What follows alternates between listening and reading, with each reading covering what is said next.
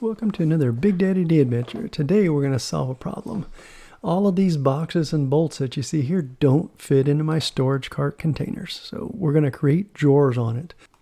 Well, the first thing in this project that I'm going to do is going to go ahead and rip these larger sheets down to smaller pieces that I can put onto my table saw. One thing I like to do is I like to get the boards that I have and then go ahead and lay out the boards with all of the little pieces that I need to cut out of it to see if there's any efficient way to, make sure where I need to cut all the way across the board or where I need to do a shortcut on a board. And that helps me be efficient with the material that I can use. And in this case, I was able to use a lot of scrap pieces.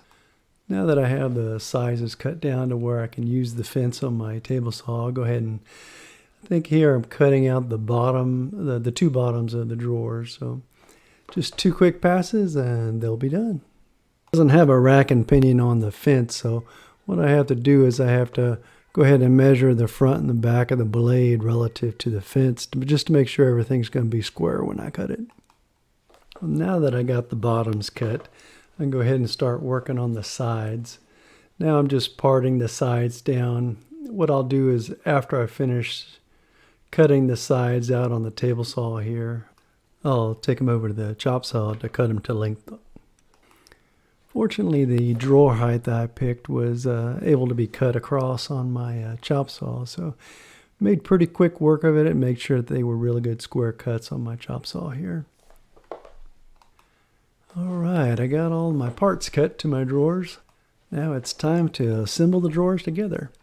What I'm going to be doing here is gluing all the sides to each other, and then I'm going to use some brad nails to hold the sides together, and then I'll also glue in the bottom, at least on two sides, and then again brad nail to hold everything together there too. For what I've done in the past, these drawers should be stout enough to hold. I'm looking at using it to hold some screws, nuts, and bolts, so should be pretty stout with this 1/2 inch plywood. Since this is going in my workshop, I went to Home Depot and picked some of the cheapest slides I could find, or rails that I could find, which were, I think they were about $6 a pair or for one drawer.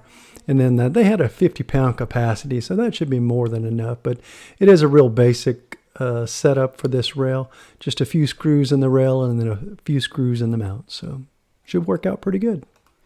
Now that we've got the rails mounted onto the drawers, what I'm doing here is I used a little spacer to make sure that the rails that I'm mounting onto the cabinet have a 1/4 inch gap at the bottom. So I just put a piece of 1/4 inch below it, and that way I was able to make sure that it was horizontal to the bottom, and then I just used a clamp on the front edge to line it up. So to continue the trend of, again, making a real basic set of drawers for my rolling bolt storage cabinet, what I'm doing here is I'm using some 1 inch angle, and I'm just going to go ahead and drill some holes in it and mount it on the top of those drawers as a drawer pull.